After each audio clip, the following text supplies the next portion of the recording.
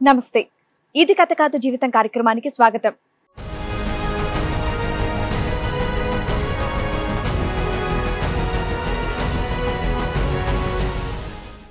Madam నేను మా ఆయన 6 సంవత్సరాల వరకు బాగానే ఉన్నాము.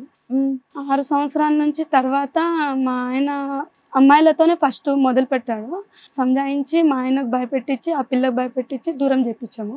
దాని తర్వాత పనికి వెళ్ళట్లేడు మా ఆయన. 1 నెల పోతే 6 నెలలు 5 నెలలు ఇంట్లోనే ఉంటాడు మేడం.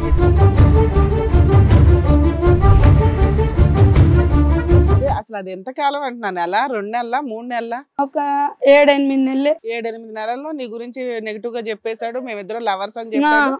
మీ అమ్మ నాన్న ఒప్పేసుకొని అమ్మ పిల్ల పరువు పోద్ది. మా అమ్మ నాన్న వాళ్ళు అసలు ఒప్పుకోలే. పెళ్ళేటప్పుడు నీకు 15 అతనికి 17. ఆ వయసులోనే ఆటో నడిపేశాడా? ఆటో నడిపేవాడు.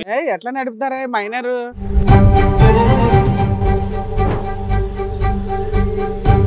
ఇద్దరు పిల్లలకి అన్నావు కాబట్టి నీతో హ్యాపీగా లేదు, బయట వాళ్ళతో హ్యాపీగా. వాళ్ళకు అట్లుంది, నీకెందుకు ఇట్లా లేదని అనేవాడు మేడం.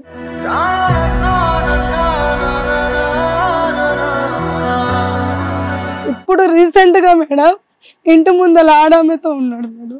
వారిని ఇప్పుడు చాలా టార్చర్ అయిపోయింది మేడం, రోజు కొట్టడం.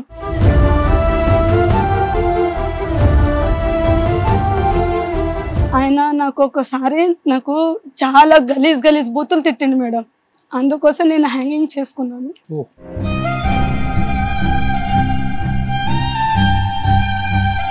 పిల్లలు ఉన్నారు కదమ్మా. అంటే ఆ సిచ్యువేషన్ అంటే నేను అర్థం కాలే మేడం.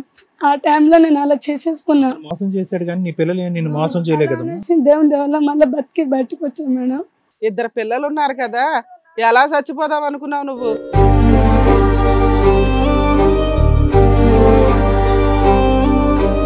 ట్రై చేస్తే ఎప్పుడైనా సక్సెస్ అయితే, అలా ఫెయిల్ అయిన వాళ్ళు బోడు మంది ఉన్నారు తెలుసా? అదే టైట్ అయిపోయింది, నాకు తెలియలే మేడం. అంటే నేను కూర్చొని ఇలా హీటర్ వైర్ తో ఇలా చుట్టాను.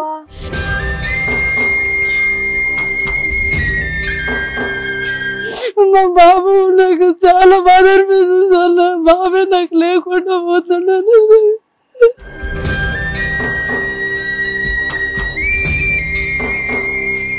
వేరే రూట్ లో ఉన్నాడని తెలుసు, దొంగతనాలు చేస్తుండని తెలుసు. వాళ్ళు దొంగతనాలా?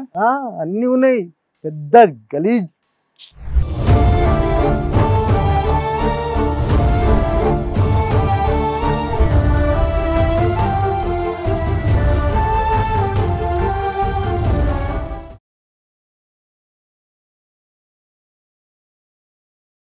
ఇది కథ కాదు జీవితం ప్రోగ్రామ్ అందరికంటే ఒక రోజు ముందుగా మీరు చూడాలి అనుకుంటే వెంటనే డౌన్లోడ్ చేయండి హిట్ టీవీ యాప్. ఇందులో మీరు నచ్చే మెచ్చే కంటెంట్ సిద్ధంగా ఉంది. మరి ఇంకెందుకు ఆలస్యం, వెంటనే డౌన్లోడ్ చేసుకోండి హిట్ టీవీ యాప్.